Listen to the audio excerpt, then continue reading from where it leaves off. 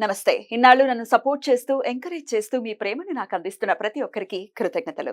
అలాగే ఈ వీడియో కూడా ఖచ్చితంగా మీకు ఉపయోగపడుతుంది. లైక్, షేర్ అండ్ సబ్స్క్రైబ్ చేసి మీ సపోర్ట్‌ని నాకు అందించండి. అలాగే ఈ వీడియో పట్ల మీకున్న అభిప్రాయాన్ని కామెంట్ సెక్షన్‌లో కామెంట్ చేసి తెలియజేయండి. ఇప్పుడు వీడియోని చూద్దాం. నమస్తే. Welcome to our channel. నేను పద్మిని. ప్రస్తుతం మనతో పాటు ఆస్ట్రాలజర్, టారో కార్డ్ రీడర్, అలాగే క్రిస్టల్ హీలర్ అనుపమ అడుప గారు ఉన్నారు. మాట్లాడదాం. అనుపమ గారు నమస్తే అండి. నమస్తే పద్మిని. అనుపమ గారు, ఏజ్ తో సంబంధం లేకుండా, జెండర్ తో కూడా సంబంధం లేకుండా డిప్రెషన్ అనేది చాలా మందిలో ఇబ్బంది పెడుతున్నటువంటి అంశం కదా. మీకు కూడా వచ్చి ఉండాలి క్లయింట్స్.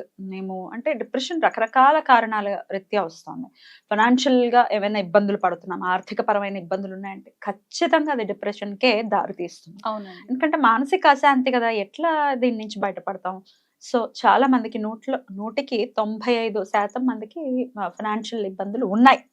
సో డిప్రెషన్ కూడా ఉంది.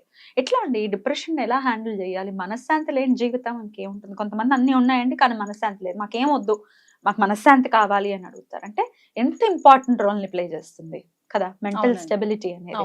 సో ఇది రావాలి అని అంటే ఏం చేయాలి? ఏదైనా పవర్ఫుల్ రెమెడీస్ ఏమైనా ఉన్నాయా ప్రేక్షకులకి హెల్ప్ అవ్వడానికి? షూర్ అండి. బేసికలీ మనశ్శాంతి అంటే మనకారకుడు చంద్రుడు అయిపోతాడు. కాబట్టి చంద్రుడు ఫస్ట్ మనకి జన్మ జాతకంలో చంద్రుడి పరిస్థితి ఏంటి, జాతక రీత్యా చూసుకుంటే అంటే ఎక్కడున్నాడు చార్ట్ లో మనకి చంద్రుడు ఎక్కడున్నాడు, ఏ గ్రహాలతో కలిసి ఉన్నాడు. ఫస్ట్ మనకి మెయిన్ చూసేది ఏంటి అంటే చంద్రుడు ఒకవేళ ఐసోలేటెడ్ గా అంటే ఇరువైపులా ఏ గ్రహాలు లేకపోయినా సరే కేంద్రం దోష అని చెప్పేసి అంటూ ఉంటారు అనమాట. కొన్నిసార్లు మనకి లగ్నాలతో కూడా మనకి పెద్ద కన్సిడరేషన్ ఉండదు. బట్ ఒకవేళ చంద్రుడు ఒక్కడే ఒంటరిగా ఉన్నాడు అని అంటే అలాంటి వ్యక్తి ఖచ్చితంగా డిప్రెషన్ లోకి వెళ్లే ఛాన్సెస్ కొద్దిగా స్ట్రాంగ్ ఉంటాయి అన్నమాట. అంటే ఒకవేళ భూతత్వ రాశుల్లో ఉంటే కొద్దిగా స్టెబిలిటీ వస్తుంది, ఎందుకంటే వేవరింగ్ మైండ్ ఉండదు అక్కడ. అదే ఇప్పుడు మనకి జలతత్వ రాశులలో ఉన్నారనుకోండి, ఆబ్వియస్ గా జలతత్వ రాశి వాళ్ళు ఫస్ట్ డిప్రెషన్ కి వాళ్ళే లోన్ అవుతారు అనమాట. బికాస్ జలము water is flowing constantly, so వీళ్ళ మైండ్ కూడా అంతే ఫాస్ట్ గా వేవరింగ్ ఉంటుంది. అండ్ ఇంకొక కాంబినేషన్ ఏంటి అంటే చంద్రబుధుల కాంబినేషన్ అండి, మూన్ అండ్ మెర్క్యూరీ. మనకి సైకలాజికల్ డిసార్డర్స్ అంటే అవి ఇనిషియల్ గా స్మాల్ ఫేజ్ నుంచి స్టార్ట్ అయ్యి లార్జర్ ఎక్స్టెంట్ వరకు వెళ్తుంది. లాంగ్ టర్మ్ గా వాళ్ళు ఫేస్ చేస్తున్నారంటే అదర్ గ్రహాస్ ఒక ఇన్ఫ్లుయెన్స్ ఉంటుంది. కాకపోతే ఫస్ట్ మనకి ఫోర్మోస్ట్ చూసుకోవాల్సింది ఏంటంటే చంద్రబుధుల కాంబినేషన్, అదొకటి.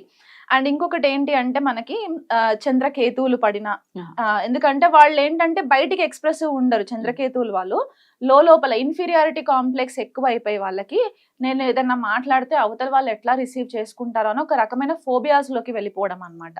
అదే ఇప్పుడు చంద్ర రాహుల్ అనుకోండి, ఇల్యూజన్స్ అనమాట, హాలుసినేషన్స్, లేనిది ఉన్నట్టు ఊహించేసుకొని నా ముందు ఇంకేదో తిరుగుతుంది, నాకేదో జరుగుతుంది అని. చంద్రుడు బుధ నక్షత్రాలలో ఉన్నా కూడా కొద్దిగా డేంజర్, బుధుడు బుధ నక్షత్రాలలో ఉన్నా కూడా డేంజర్. బుధ నక్షత్రాలు కొన్నిసార్లు ఎందుకంటే మ్యానిపులేటివ్ టెండెన్సీస్ వచ్చేస్తాయి అక్కడ.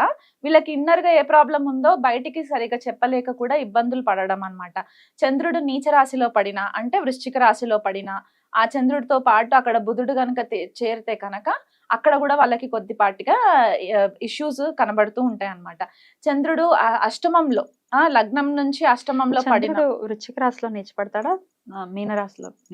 చంద్రుడు వృశ్చిక రాశిలోనే నీచబడతాడండి, స్కార్పియోలో. మీనరాశిలో కాదు. మీనరాశిలో ఏంటంటే కొద్దిగా ఐసోలేషన్ ఫీల్ అవుతారు అక్కడ. ఒకవేళ చంద్ర రాహుల కాంబినేషన్ అక్కడ మీనంలో పడిందంటే కంప్లీట్లీ డిటాచ్మెంట్ అన్నమాట. ఇంకా వాళ్ళకి ఇంకెవరితో ఏది వద్దు. ఇక్కడ చంద్రుడు ఇక్కడ నీచబడిపోవడం ఏంటంటే భయాలు, అనవసరమైన భయాలు వచ్చేస్తూ ఉంటాయి అన్నమాట వీళ్ళకి. నిద్ర లేకపోవడము, ఈ యాంగ్జైటీ వల్ల చాలా ఇబ్బందులు ఫేస్ చేస్తూ ఉంటారు. సో ఇవి కాకుండా అమావాస్య బాండ్స్, ఓకే, అమావాస్య రోజు పుట్టిన వాళ్ళు, అమావాస్య ముందు రోజు పుట్టిన వాళ్ళు, తర్వాత పుట్టిన వాళ్ళు కూడా ప్రతి పద వరకు కూడా మనకి చంద్రుడు కనపడడు ఆకాశంలో చూసుకుంటే. సో క్షీణ చంద్రుడు అయిపోతాడు అక్కడ. కాబట్టి క్షీణచంద్ర ప్రభావం ఇలాంటివి కొద్దిపాటి కన్సిడరేషన్స్ మనము చూసుకోవాలన్నమాట జన్మ జాతకంలో. ఒకవేళ చిన్న పిల్లలకి ఇట్లాంటివి ఉంటే తల్లిదండ్రులు ఫస్ట్ ఐడెంటిఫై చేసుకోవాలి. దానికి చేసుకున్న తర్వాత వాళ్ళకి దశ అంతర్దశలు వచ్చినప్పుడు ఇంకెక్కువ బీభత్సంగా చూపిస్తుంది అనమాట దాని ఎఫెక్ట్. డిప్రెషన్ అంటే అష్టమాధిపతి దశ అయ్యి అందులో చంద్రుడు కూడా ఇన్వాల్వ్మెంట్ ఉంది అని అంటే వీళ్ళు వాళ్ళ చుట్టూతో ఉన్న వ్యక్తుల వల్ల కూడా వీళ్ళు కొద్దిపాటిగా ఇష్యూస్ ఫేస్ చేయడం అన్నమాట. అండ్ ఇంకొకటి ఏంటి అంటే ఐసోలేషన్ ఎక్కువ ప్రిఫర్ చేస్తూ ఉంటారు, చీకట్లో ఉండడం ఎక్కువ ప్రిఫర్ చేస్తుంటారు. ఇలాంటి ఇవి ఫస్ట్ ఫిజికల్ లెవెల్లో కనబడే సిమ్టమ్స్ అన్నమాట మనకి. ఎవరితో మాట్లాడకపోవడము, చికాకు వచ్చేయడము. కేతు ఒకవేళ అష్టమంలో ఉండి చంద్రుడి వీక్షణ కూడా అక్కడ ఉంది అంటే, చంద్రుడు ద్వితీయంలో ఉండి కేతు అష్టమంలో ఉంటే పరస్పర దృష్టి అక్కడ పడుతుంది కాబట్టి అదొక కాంబినేషన్స్ అవుతూ ఉంటాయి. పేరెంట్స్ చెప్తూ ఉంటారు, మా పిల్లలు రూముల్లోనే ఉంటున్నారండి, బయటికి రావట్లేదు, ఏదో భయంలో ఉన్నారు, ఎంతసేపు చీకట్ల. భయం వేస్తుంది కదా, పిల్లలు ఎదిగిన పిల్లలు అలాగా అవునండి ఇబ్బంది పడుతుంది. అవును. అండ్ ఇంకొక కారణం ఏంటంటే కొద్దిగా మనం ఆస్ట్రాలజికల్ సిగ్నిఫికెన్స్ మనం కొద్దిగా సైడ్ లైన్ చేసుకుంటే కరెంట్ ఉన్న లైఫ్ స్టైల్ అండ్ ట్రెండ్స్ అండి. సోషల్ మీడియాకి వచ్చేసరికి వాళ్ళు ఎదుటి వాళ్ళని చూసి ఏదో వాలిడేషన్ కోసము వాళ్ళ పైన సెల్ఫ్ కాన్ఫిడెన్స్ లేక ఎదుటి వాళ్ళు ఏది చెప్తే అది వాళ్ళు మనసుకు తీసేసుకొని ఇబ్బందులు పడడం అన్నమాట. సో పేరెంట్స్ ఒకవేళ అట్లాంటివి ఏదైనా నోటీస్ చేస్తే ఫస్ట్ వాళ్ళతో వెళ్ళి కూర్చొని మాట్లాడాలి. చంద్రుడు వీక్ అయిపోయిన వాళ్ళకి మెయిన్ ప్రాబ్లం ఎక్కడ వస్తుందంటే ప్రాపర్ గా ఫ్యామిలీ సపోర్ట్ కూడా ఉండదండి. వీళ్ళు ఇంట్లో ఇప్పుడు బోత్ పేరెంట్స్ వర్కింగ్ అయిపోయినప్పుడు వాళ్ళు అటెన్షన్ ఇవ్వరు పిల్లలకి. అది టీనేజర్స్ అవ్వచ్చు, టీనేజ్ లో ఇంకెక్కువ కనబడుతూ ఉంటది ఇది మనకి. సో అటెన్షన్ ఇవ్వనప్పుడు ఏమవుతుందంటే ఇది ఇంకా ఫర్దర్ గా వెళ్ళిపోయినప్పుడు సూసైడల్ టెండెన్సీస్ కి కూడా లీడ్ అవుతూ ఉంటది. అది చాలా డేంజరస్ గా ఉంటది. కాబట్టి రెమెడీ మనం ఏం చేసుకోవచ్చు అని అంటే ఇట్లాంటి ఐడెంటిఫికేషన్స్, ఇప్పుడు నేను చెప్పిన కాంబినేషన్స్ కనుక మనం చూసుకుంటే ఫస్ట్ వాళ్ళు ఎంతైతే వెయిట్ ఉంటారో ఆ వెయిట్ కి తగ్గ రైస్, అంత వెయిట్, సే ఫర్ ఎగ్జాంపుల్ ఒకళ్ళు 50 కేజీలు ఉన్నారనుకోండి, 50 కేజీల రైస్ ని ఒక రోజు తీసుకొని ఆ రైస్ పైన ఒక మట్టి ప్రమిదలో 5 ఒత్తులేసి ఆవు నెయ్యితో దీపం పెట్టి సోమవారం రోజు స్టార్ట్ చేయాలి. సోమవారము, మంగళవారం, బుధవారము 3 రోజులు కంటిన్యూగా చేసి లలితాదేవికి పూజ చేసుకొని ఆ పర్టిక్యులర్ రైస్ ని బుధవారం రోజు ఏం చేయాలంటే వీలైతే వాళ్ళు వండి దద్దోజనం లాగా చేసి 50 కేజీల వండాలి. వండి ఆ రైస్ ని వాళ్ళు అనాథ శరణాలయాలలో లేకపోతే చిల్డ్రన్ ఆర్ఫనేజెస్ లో ఇలా వాళ్ళు ఒకవేళ డిస్ట్రిబ్యూట్ చేయాలి. ఒకవేళ వాళ్ళ చేత అవ్వట్లేదు ఒకటేసారి 50 కేజీలు అవ్వదు అనుకుంటే కొంచెం కొంచెం పార్టీషన్స్ గా చేసుకోవచ్చు. 10 కేజీలు ఒకసారి, 10 కేజీలు పార్టీషన్స్ గా చేసుకొని దద్దోజనం, ఎందుకంటే పెరుగు మనకి చంద్రుడు కాబట్టి అక్కడ దద్దోజనము వాళ్ళకి పంచి పెట్టడం అన్నమాట, డొనేషన్.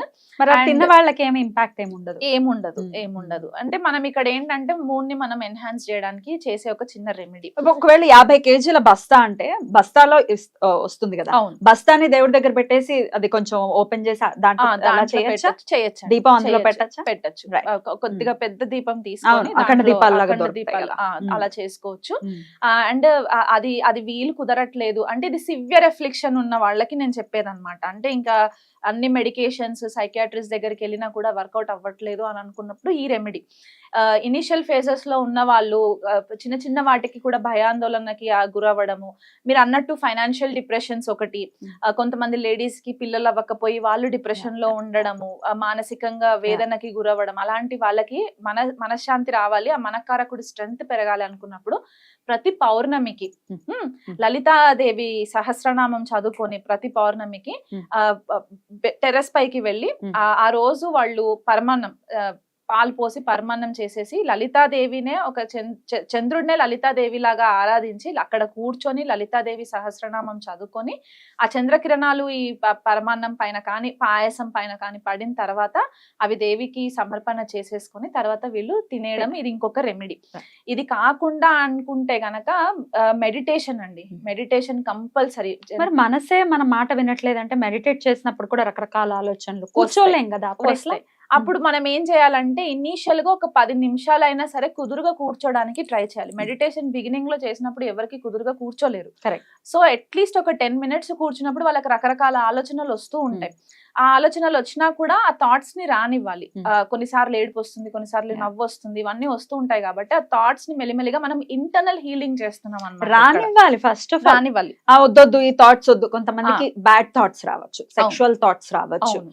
అదేదో పెద్ద చండాలంగా వచ్చేస్తుంది అనుకోకుండా అవును. Let them come. Let it come. కొంతమందికి ట్రామాస్ ఉండొచ్చు, Ah. వాళ్ళకి హరాస్మెంట్స్ ఉండొచ్చు, Correct. వాళ్ళ ఇంట్లో చెప్పుకోలేని పరిస్థితులు ఉండొచ్చు. Correct. టీనేజ్ అమ్మాయిలు కానీ అబ్బాయిలు కానీ వాళ్ళు ఎలాంటి ప్రాబ్లమ్స్ ఫేస్ చేస్తున్నారో ఇంట్లో డిస్కస్ అవును. చేయలేరు. అవును. సో అలాంటప్పుడు ఏంటి అంటే థాట్స్ వచ్చినా కూడా రానివ్వాలి. రానివ్వాలి. అక్కడే Hmm. మనకి క్లెన్జింగ్ స్టార్ట్ అవుతుంది, internal cleansing. Right. Go within అని చెప్పేసి అంటుంటారు Go అనమాట. within, yeah. మనము కేతుని అక్కడ యాక్టివేట్ చేయడం అనమాట.